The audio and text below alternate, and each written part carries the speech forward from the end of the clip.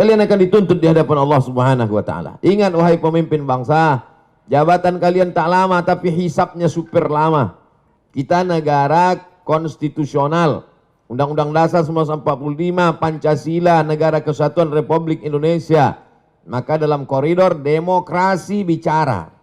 Kalau tersendat di parlemen, turun ke jalan. Apa pesan Bung Karno? Bagi yang tidak setuju, bicara di parlemen. Orang yang duduk di parlemen itu siapa milihnya? Kita yang memilih mereka. Saya luruskan dengan ceramah. Mereka tak punya waktu untuk mendengar ceramah saya. Saya doakan mereka di tengah malam supaya dapat hidayah. Berikan mereka hidayah ya Allah. Maka kita semua jangan diam. Karena diam itu adalah puncak daripada kezaliman. Oleh sebab itu maka habis sudah saya sampaikan. Mudah-mudahan sampai ke telinga mereka. Mereka tonton. Jangan lupa kalau kau tonton, subscribe, like, and share. Jangan lupa subscribe, like, and share. Menghadapi kebijakan-kebijakan pemerintah yang tidak adil ini. Silakan Ustaz. Penyakit umat yang paling mengerikan adalah penyakit tidak mau tahu. Aku tidak khawatir, kata Sayyidina Ali, aku tidak khawatir tentang baik dan buruk. Karena memang dari dulu baik buruk ini ada. Ada Kabil, ada Habil. Ada Namrud, ada Ibrahim. Ada Fir'aun, ada Musa. Ada Abu Lahab, ada Muhammad SAW. Aku tidak pernah khawatir tentang baik dan buruk itu. Memang terus ada. Yang ku khawatirkan adalah orang baik diam sehingga orang jahat merasa dirinya benar. Jadi ketika orang baik diam melihat kebatilan, kata Imam Abu Ali Ad-Daqqaq, as-sakitu 'anil haqqi syaitanun akhras. Orang yang diam melihat kebatilan berarti dia setan bisu. Hadis tentang melawan kemungkaran. Man ra'a minkum mungkaran, siapa di antara kamu yang melihat kemungkaran, falyughayyirhu biyadihi, rohbah dengan tangan, dengan kekuasaan, dengan tanda tangan. Fa illam yastati, kalau tak sanggup fa bilisani, dengan lidah. Ustadz, guru, alim ulama, bicara kalian. Fa illam yastati fa biqalbi, tak juga sanggup dengan hati. Tapi jangan lupa dengan hati itu wadzalika at'aful iman. Itulah selemah-lemah iman. Saya tidak dengan tangan karena saya tak punya kuasa. Tanda tangan saya tak laku. Dulu masih berlaku di KRS. Sekarang tak jadi dosen pun tak laku lagi. Hanya untuk tanda tangan meresmikan masjid aja. Tapi kalian yang punya tanda tangan, kalian akan dituntut di hadapan Allah Subhanahu wa taala. Ingat wahai pemimpin bangsa, jabatan kalian tak lama tapi hisapnya super lama. Jabatan kalian sekejap tapi hisapnya amat sangat lama di hadapan Allah. Yauma yaqumul hisab. Pada hari itu ditegakkannya hisab. Kalau dihitung-hitung usiamu sejak akil baligh 10 tahun sampai mati 63 tahun. Kalau sampai tak sampai 53, potong 10, potong 13, tinggal 40 tahun. 40 tahun itu berapa kali kau menandatangani surat izin membuka perusahaan asing dari mulai nikel, batu bara, tanah, penebangan hutan, penggarapan. Dituntut kau ke pengadilan, kau menang juga karena duit kau banyak, bisa kau sogok pengacara, per detik bisa kau bayar. Tapi di akhirat, al-yawma naqtimu ala afwahim, mulutmu terkunci wa tukallimuna aydihim, tanganmu akan bicara. Inilah tangan yang dulu menandatangani persetujuan. Wa tashhadu arjuluhum, kakimu akan bersaksi. Sekarang orang bicara tentang integritas, integritas, berkarakter. Inilah integritas. Oleh sebab itu tanggung jawab kita adalah jangan diam melihat kebatilan. Kita negara konstitusional. Undang-Undang Dasar 1945, Pancasila, Negara Kesatuan Republik Indonesia. Maka dalam koridor demokrasi bicara. Kalau tersendat di parlemen, turun ke jalan. Turun ke jalan itu adalah bagian dari demokrasi. Kita bukan negara monarki, tidak lagi di kerajaan Sriwijaya. Kita bukan kerajaan Siak Sri Indrapura. Kita adalah negara Kesatuan Republik Indonesia. Apa pesan Bung Karno? Bagi yang tidak setuju, bicara di parlemen. Orang yang duduk di parlemen itu siapa milihnya? Kita yang memilih mereka. Maka orang yang kita pilih itu kalau dia salah, kita yang meluruskan mereka. Saya luruskan dengan khutbah Jumat. Mereka tuh tidur waktu saya khutbah. Saya luruskan dengan ceramah. Mereka tak punya waktu untuk mendengar ceramah saya. Saya doakan mereka di tengah malam supaya dapat hidayah. Berikan mereka hidayah ya Allah. Maka kita semua jangan diam. Karena diam itu adalah puncak daripada kezaliman. Fir'aun itu sebenarnya tidak berapa zalim. Tapi karena orang diam, dia menjadi-jadi. Sembelih semua anak-anak mereka. Diam, kalau sembelih-sembelih lah. Itu menjadi jadi dia. Inna fir'auna wa hamana. 6 kali disebut nama Haman. Haman itu bukan orang bodoh. Haman itu kalau hidup sekarang Profesor Dr. Haman. Cerdas dia, tapi kecerdasannya dipakai untuk menjunjung kekuasaan yang zalim. Umat ini dipuji Allah karena amar ma'ruf nahi mungkar. Kuntum khaira ummah. Kalian umat yang terbaik. Syaratnya apa? Ta'muruna bil ma'ruf wa tanhauna 'anil munkar. Oleh sebab itu dalam bahasa Islam, agama Islamnya amar ma'ruf nahi mungkar. Dalam bahasa konstitusinya adalah kritik membangun, berdebat di parlemen. Parlemen, parle itu bahasa Perancis artinya ngomong. Parlemen, tempat ngomong. Kau didudukkan di situ untuk ngomong, bukan untuk tidur. Oleh sebab itu maka habis sudah saya sampaikan. Mudah-mudahan sampai ke telinga mereka. Mereka tonton. Jangan lupa kalau kau tonton, subscribe, like, and share. Wallahu a'lam. Subhanallah, terima kasih Ustadz. Profesor, beliau ini profesor juga. Ya, jadi alhamdulillah, insya Allah apa yang disampaikan beliau ini menjadi penyemangat ya, penggetuk hati-hati kita.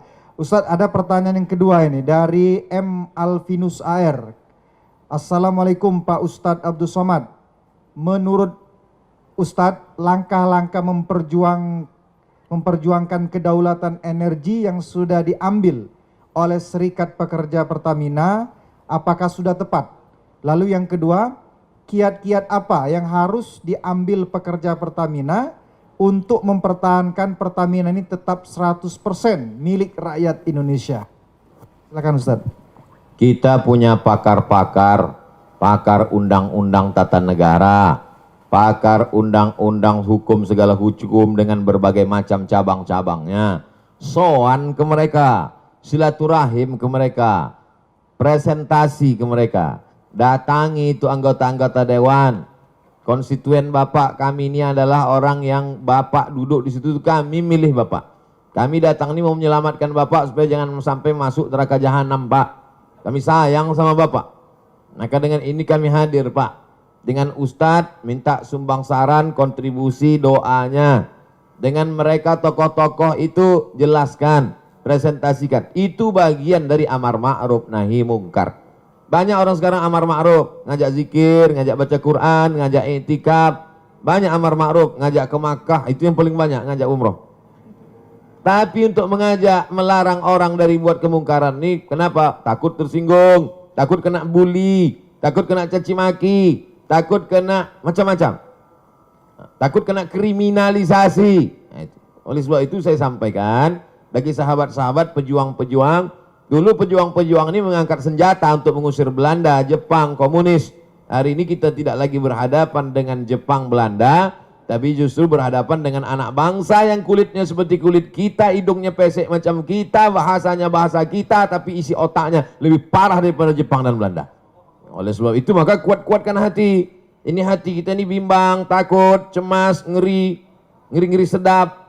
Oleh sebab itu kata Allah, "Falyabudu rabb hadzal bait." Banyak-banyak ibadah, banyak-banyak berzikir, banyak-banyak baca Quran.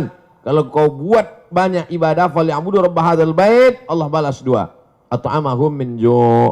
Kalau kau lapar dikasih Allah kau makan. Wa amanahum min khauf. Kalau kau takut diamankan Allah, dihilangkan Allah rasa takut dari dalam hatimu. Hidup ini singkat, tapi dengan singkat ini resikonya luar biasa lama. Nah, jadi apa yang saudara-saudara lakukan, konsultasikan kepada yang mengerti hukum, bagaimana jalur yang tepat.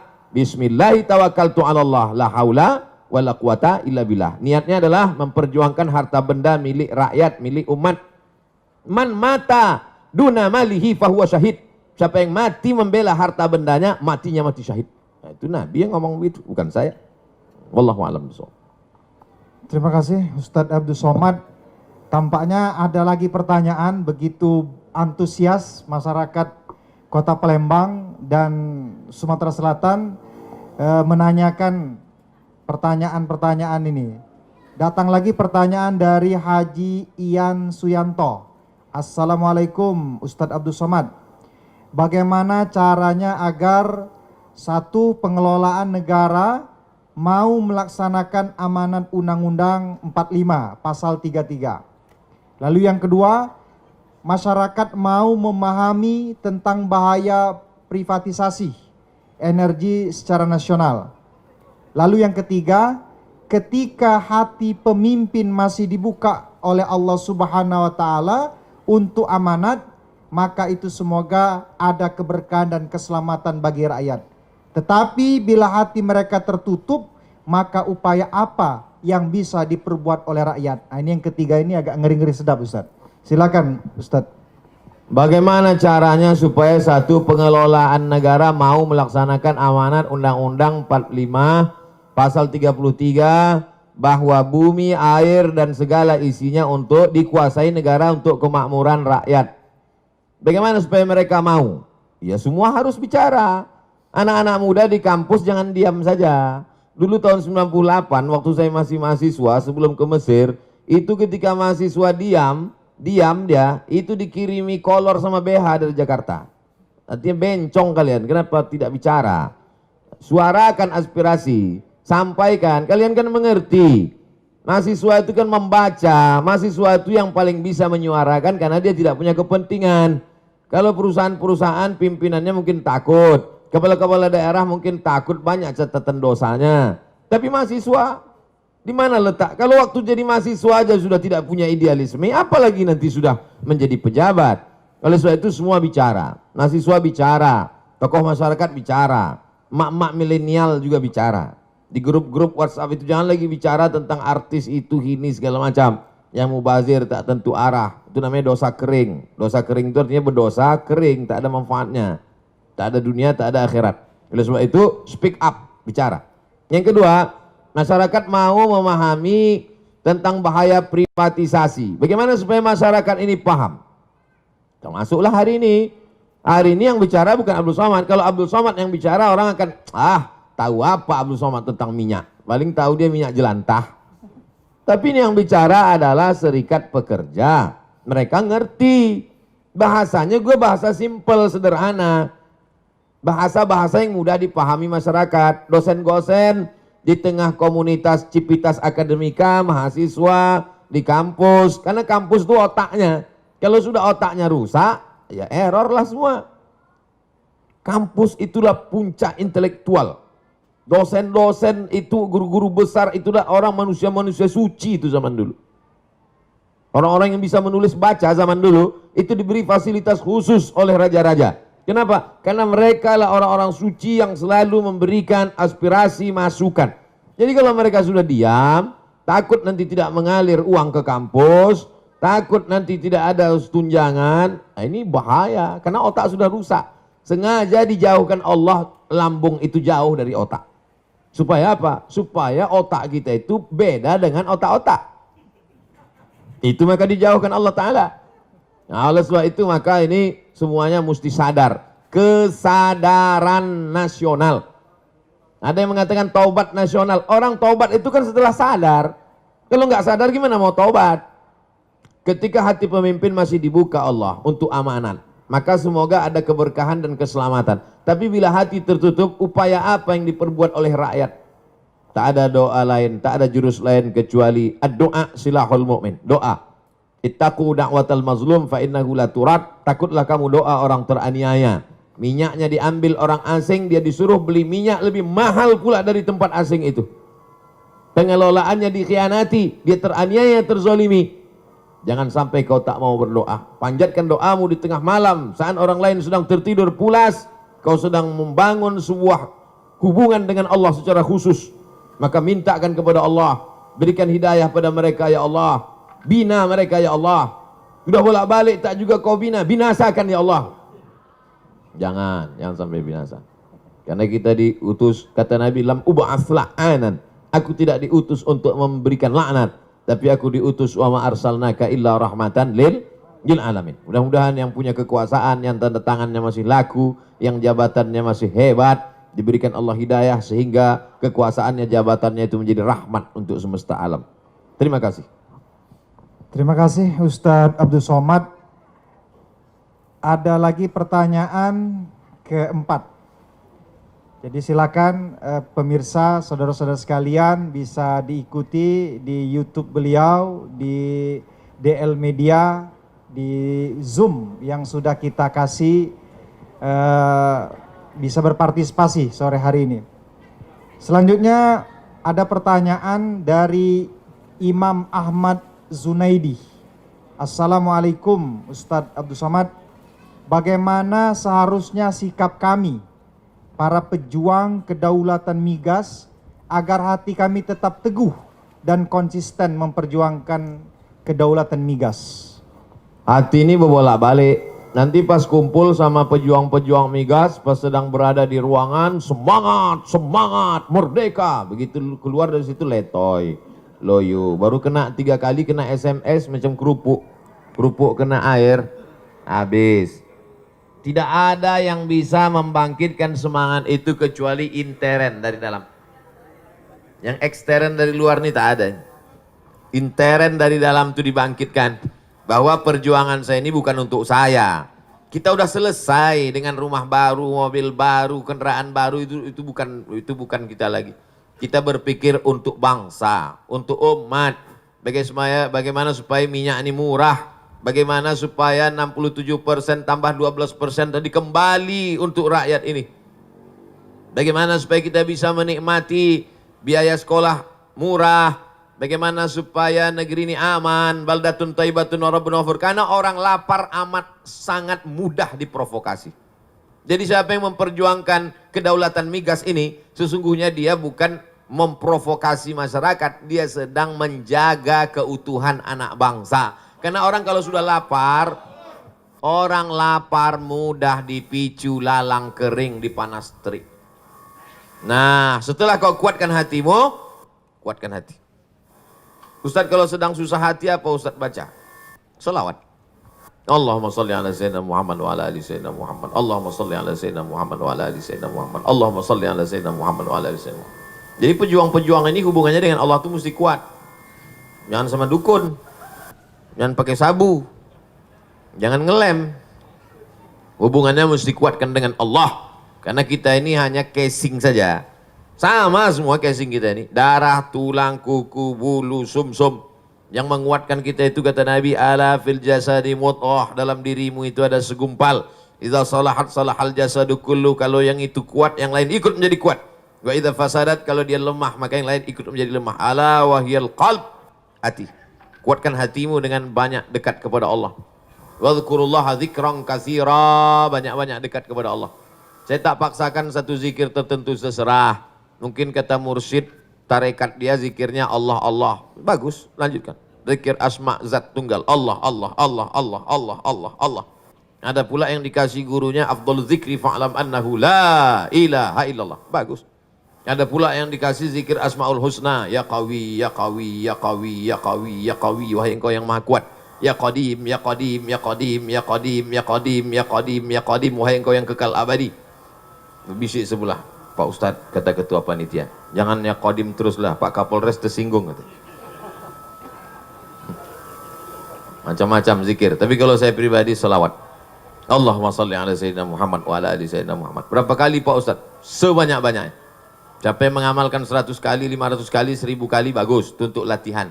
Tapi puncaknya unlimited, tak lagi dihitung. Jadi kalau gua kuat di dalam, hilang rasa takut kita. Besarkan Allah Ta'ala dalam dirimu, dalam hatimu, dalam jiwamu, maka kecil semua manusia ini kau pandang.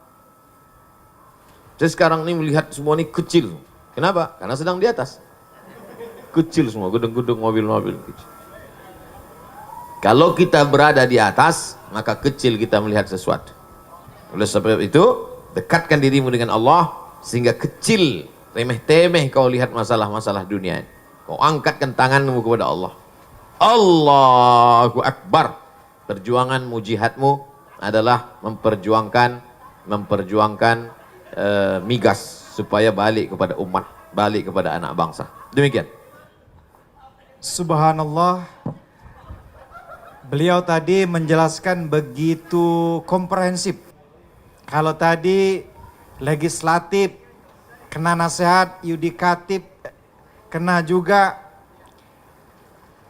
mahasiswa. Jadi bergerak bersama serikat pekerja ini bukan memprovokasi, kata beliau, tetapi menjaga. Bentuk menjaga inilah sesungguhnya yang harus kita berikan jempol. Artinya masih ada anak-anak bangsa ini yang peduli. Maka puncak intelektual adalah di kampus. Maka mahasiswa sebagai agen perubahan, ya juga harus ikut menyikapi.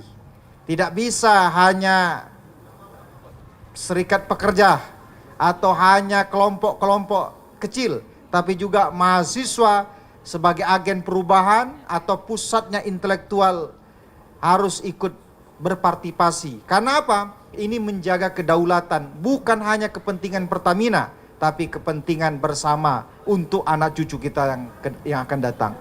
Ustaz Abdul Somad, nampaknya masih ada pertanyaan, Ustaz. Karena masyarakat Palembang dan Sumsel ini tampaknya tidak mau menyia-nyiakan waktu. Karena mereka tahu untuk nanya langsung ini susah. Maka kesempatan ini dipakai dengan sebaik-baiknya. Dari Basuki apa ini? Oh, Santoso ya. Saya kira Basuki yang situ nanti. Kepada Ustaz Abdul Somad, Assalamualaikum. Ustaz Abdul Somad, jika direksi, ini bicara direksi nih. Jika direksi atau pemerintah masih tetap memaksa keputusan IPO atau go publik gitu kan, atau menjualkan saham kepada pihak swasta, ya subholding tadi, salahkah kami jika mengambil sikap demo, mogok kerja untuk memperjuangkan sikap perjuangan kami ini? Apalagi Ustaz Somad, saya kasih informasi, komisarisnya ini Pak Basuki. Ya betul ya? Ya, jadi apakah kami ini tidak salah langkah kalau demo mogok kerja untuk memperjuangkan amanat negara ini? Kami persilakan Ustaz. Sebetulnya pertanyaan ini mau minta label halal saja. Yang perlu dimintakan label halalnya itu kalau benda itu haram. Baru dimintakan label halal. Kalau bidang ekonomi namanya fatwa dari DSN, Dewan Syariah Nasional. Ini tidak terkait tentang masalah halal, haram, makruh, mubah. Tak kenapa lah saya lihat masyarakat ini sikit-sikit dibawanya ke halal haram, sikit-sikit ke halal haram, sikit-sikit ke halal haram. Ini kan tentang masalah konstitusi, demokrasi. Kita tinggal di negara demokrasi. Cara menyalurkan aspirasi dalam dunia demokrasi itu bagaimana? Datang ke anggota dewan, salurkan. Ketika mentok, maka ketika mentok dilanjutkan dengan, nah itu. Jadi kita ini bukan monarki, kita bukan kerajaan.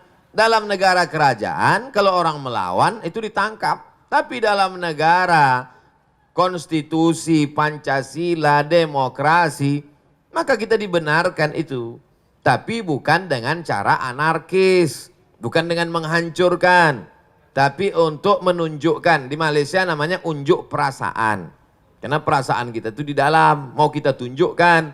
Udah kita tunjukkan bolak-balik ke pakar-pakar, mereka pun sebetulnya dalam hati mereka, aku takut, turun aja lah kalian, katanya. Sebetulnya gitu mereka. Nah itu, jadi dapatlah dipahami dari yang saya sampaikan tadi. Saya tidak bawa-bawa hukum halal haram makruh mubah menurut hadis Rasulullah, menurut ayat Al-Quran. Nanti begitu kata saya, kata yang tak setuju, dia pakai ayat, akhirnya perang ayat. Jamaah ini bingung, nggak jadilah Pak Ustadz. Kita pakai saluran demokrasi. Cara menyalurkan aspirasi dalam negara demokrasi, 2 jalur. 1 jalur melalui legislatif parlemen, bicara mereka di sana. Mentok di parlemen, pakai jalur 1 lagi. 2 jalur. Kenapa tak dipakai 2-2? Mubazir. Jelas. Bagi yang cerdas bisa jelas. Kurang cerdas, makan otak-otak. Wallahu a'lam. Jadi 2 jalur itu yang harus kita tempuh. Melalui parlemen, ada juga demo atau bahasa aktivisnya parlemen jalanan. Dua-duanya dijamin oleh negara karena itu adalah hak demokrasi berbicara di muka, menyampaikan pendapat di muka umum. Jadi saya kira apa yang disampaikan beliau tadi clear dan jelas. Jadi bukan persoalan boleh atau tidak, haram atau halal, tapi kondisi seperti ini dua jalur itu dilindungi oleh negara. Selanjutnya Ustadz Abdul Somad, ada pertanyaan dari Riki Jaya. Politik negara sangat mahal, sehingga yang terpilih selalu berpikir balik modal.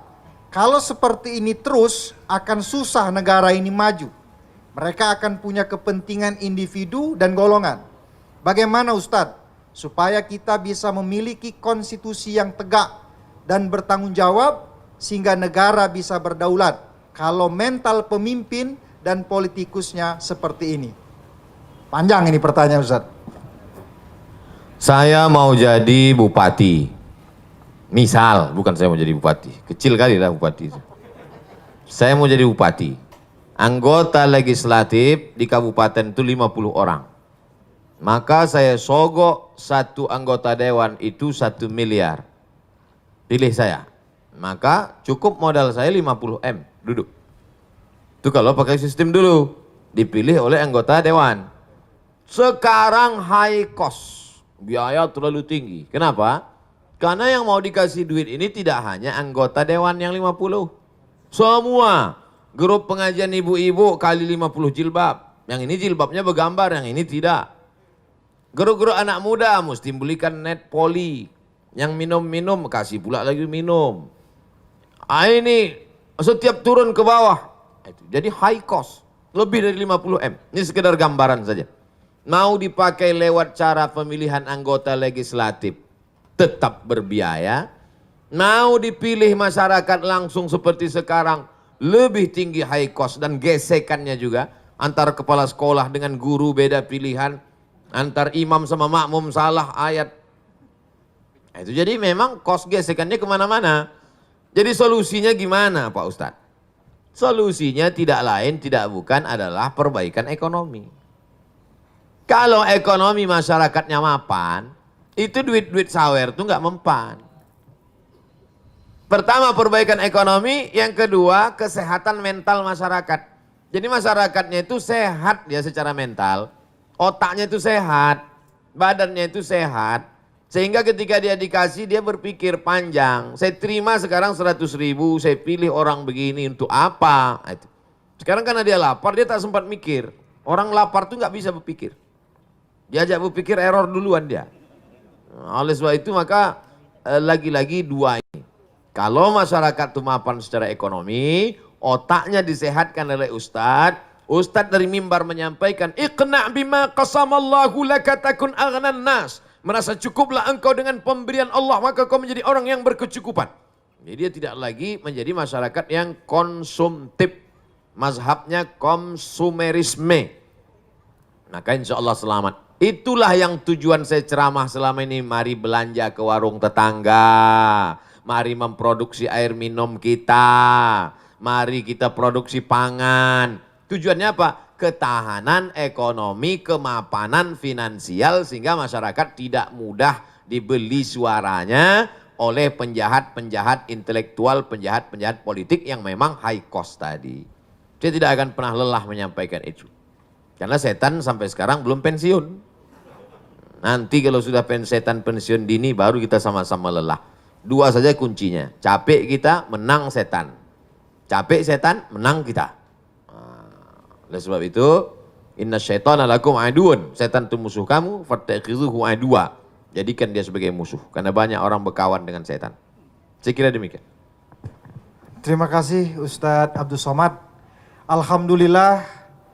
Pertanyaan demi pertanyaan sudah dijawab dengan tegas, tuntas, dan tentunya saya yakin memuaskan. Oleh karena itu, di sore hari ini kita minta closing statement dari Ketum. Kami persilakan untuk closing.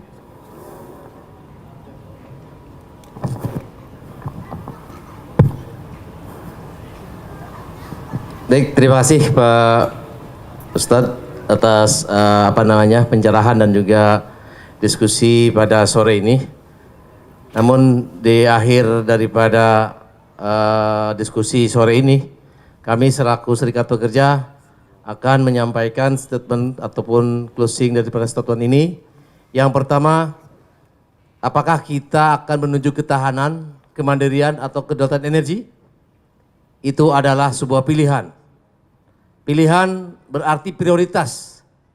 Memprioritaskan juga mengedepankan satu hal dan mengesampingkan atau menomorsatukan hal yang lain untuk efektivitas pencapaian tujuan. Mengingat sumber daya yang terbatas, bangsa ini harus determinasi, prim dan berpendirian. Sumber daya alam yang dikelola menjadi energi ialah kekayaan kolektif bangsa. Sebagai kekayaan kolektif, pemanfaatannya juga tidak boleh bersifat sektoral, regional, ataupun tersegmentasi. Masalah energi ialah masalah kedaulatan bangsa. Kedaulatan yang memiliki rentang horizon luas dan panjang, bahkan abadi, melebihi siklus dan periodisasi politik. Selain itu, kebijakan pengelolaan energi harus memiliki dimensi yang terintegrasi dengan tujuan bernegara, yaitu terciptanya masyarakat yang adil dan makmur. Itu tidak instan, tetapi memerlukan konsistensi, ketangguhan, sekaligus keluasan untuk Indonesia yang lebih baik. Dan juga Pak Ustadz, pada saat ini juga Serikat Pertamina Persatu tengah bertujuan dengan mengajukan judicial review ke MK, ke Mahkamah Konstitusi terkait pasal 33 ayat 3 dan 2 dan 3 Undang-Undang 45, dan juga berjuang di Pengadilan Negeri Jakarta Pusat dalam upaya penyelamatan aset terbaik bangsa ini. Kami dari SPP RU 3 FSPB memohon doa Pak Ustadz dan juga para alim ulama yang ada di Kota Palembang dan sekitarnya, mungkin hadirin yang hadir sempat join di MTIM ini, dan dukungan dari seluruh elemen bangsa agar BUMN yang merupakan warisan perjuangan bangsa ini dapat terus eksis dan terhindar dari pecah belah oleh kepemimpinan segelintir oknum yang mencari keuntungan dan dari rusaknya sistem negeri ini. Apa yang kita perjuangkan hari ini akan menjadi legasi yang kita wariskan untuk anak cucu kita kelak. Peran serta seluruh elemen bangsa sangat dibutuhkan untuk menyelamatkan bangsa ini dari keterpurukan yang sudah di depan mata. Bersama-sama merapatkan barisan, menentang kebijakan penguasa terkait holding, subholding Pertamina dan IPO, anak usaha Pertamina. Kita tidak akan biarkan begitu saja kekayaan alam bangsa ini dilepas dari Ibu Pertiwi. Karena ini adalah amanat Undang-Undang Dasar 1945 pasal 33. Takbir, Allahu Akbar. Mungkin itu statement dari sikap SPP RU 3 Pertamina Refinery 3 Pelaju untuk berharap kepada alim ulama memberikan doa dan supportnya. Terima kasih kepada Saudara Ketum yang telah menjelaskan maksud dan closing statement pada sore hari ini. Selanjutnya kita minta closing statement dari Ustadz Profesor Haji Abdul Somad LCMA PhD. Kami persilakan. Dari Pancasila, pesan dari founding father pendiri bangsa. Apa mereka pesankan melalui Pancasila? Keadilan sosial bagi seluruh rakyat Indonesia. Itu yang pertama. Dari Undang-Undang Dasar 1945, apa pesan mereka dulu? Mereka sudah mati, meninggal dunia. Tapi ini legasi, warisan yang mereka tinggalkan sampai hari ini. Undang-Undang Dasar 1945, pasal 33 ayat 3. Bumi, air, segala yang ada di dalamnya dikuasai oleh negara dan dipakai untuk kemakmuran bangsa Indonesia. Itu dari Undang-Undang Dasar 1945. dan sebagai seorang muslim. Ini yang ketiga. Pancasila, Undang-Undang Dasar, sekarang sebagai seorang muslim. Saya sudah lepas. Kalau saya nanti ditanya di akhirat, hai Abdul Somad, sudah bicara engkau tentang sholat? Sudah. Sudah bicara engkau tentang puasa? Sudah, ada bukunya. Tanya jawab puasa Ramadan. Sudah bicara kau tentang haji dan umrah? Sudah kutulis buku 66 tanya jawab. Sudah bicara kau tentang minyak, batu bara, sumber daya alam Indonesia, kedaulatan migas? Sudah bicara tepat pada tanggal 17 Agustus 1945 di atas langit Sriwijaya, Sumatera Selatan. Saya sudah bicara, ya Allah, sudah kusampaikan. Sampaikah itu ke hakim Mahkamah Konstitusi? Aku tak tahu. Entah mereka ketakutan tak jadi. Dan hakim Mahkamah Konstitusi Judicial Review akan ditanya oleh Ahkamul Hakimin, hakim yang maha bijaksana. Hai hakim, kata Allah, mobilmu plat merah, hidupmu, anakmu, binimu digaji oleh negara. Sudahkah kau sokong Pancasila, Undang-Undang 45? Kata hakim, aku tak bisa karena barang itu belum masuk. Oleh sebab itu, semua mesti bekerja sama untuk menggolkan ini, dan semuanya tak ada membawa nama-nama pribadi, tapi ini akan menjadi warisan untuk terselenggaranya keadilan sosial bagi seluruh rakyat Indonesia. Itulah 3 poin statement closing yang dapat saya sampaikan. Terima kasih Ustadz Abdul Somad dan Ketum yang sudah menyelenggarakan acara talkshow pada sore hari ini. Untuk mengambil keberkahan dari pihak panitia, langsung meminta Ustadz Abdul Somad memimpin doa kebangsaan. Dari Palembang, kita gemakan untuk Indonesia Raya. Ala hazihi niyah al-Fatihah. A'udzubillahi minasyaitonirrajim. Bismillahirrahmanirrahim. Alhamdulillahirabbil alamin arrahmanirrahim maliki yaumiddin. Iyyaka na'budu wa iyyaka nasta'in. Shiratal mustaqim. Shiratal ladzina an'amta 'alaihim ghairil maghdubi 'alaihim waladdallin. Amin. Allahumma salli ala sayyidina Muhammad wa ala ali sayyidina Muhammad. Allahumma inna natawassalu ilaika bihaqqi nabiyyika Muhammad sallallahu alaihi wasallam wa alihi at-thayyibin at-tahirin wan nabiyyin was-siddiqin wasyuhada was-salihin. Kami memohon kepada Engkau dengan kemuliaan Nabi Muhammad, dengan kemuliaan para nabi-nabi, dengan kemuliaan para wali-wali.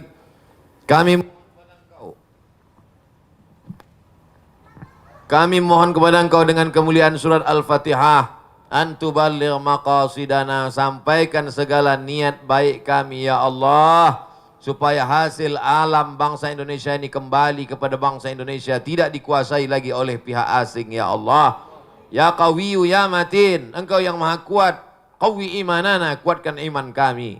Sahih ajsadana, sehatkan badan kami. Saudara-saudara kami yang memperjuangkan ini, ya Muqallibal Qulub, Engkau yang membolak-balikkan hati, sabbit qulubahum, kokohkan hati mereka ala dinik, dalam agamamu, wa ala ta'atik, dalam ketaatan kepadamu. Allahumma a'inna, kami lemah, tolong kami. Ala zikrika, supaya hati kami senantiasa dekat berzikir, mengingatmu, menyebutmu, mengagungkanmu, memuliakanmu. Wa syukrika, selalu bersyukur kepadamu. Wa husni ibadatik. Ya Hayyu ya Qayyum, Engkau yang maha hidup, Engkau yang maha mengatur. Qalbul mu'min baina asabi'ik, hati orang beriman di antara kuasamu. Maka tunjukkan hati mereka ke jalan kebenaran ya Allah. Berikan kekuatan kepada umat ini ya Allah. Allahumma ja'al hadzal balada baladan aminan mutmainnan ya'tihi rizquhu min kulli makan. Jadikan Republik Indonesia negeri yang aman, damai, terbuka pintu rezeki dari segala penjuru ya Allah. Rabbana taqabbal minna, terima doa kami. Hari ini kami berdoa di tempat yang tinggi. Hari ini kami berdoa di hari kemerdekaan bangsa kami yang ke-75 tahun, 17 Agustus 1945. Berkat para syuhada, berkat para ulama yang memperjuangkan negeri ini dengan teriakan Allahu Akbar, mengusir penjajah Jepang, Belanda, kafir, laknatullah alaihim ajma'in.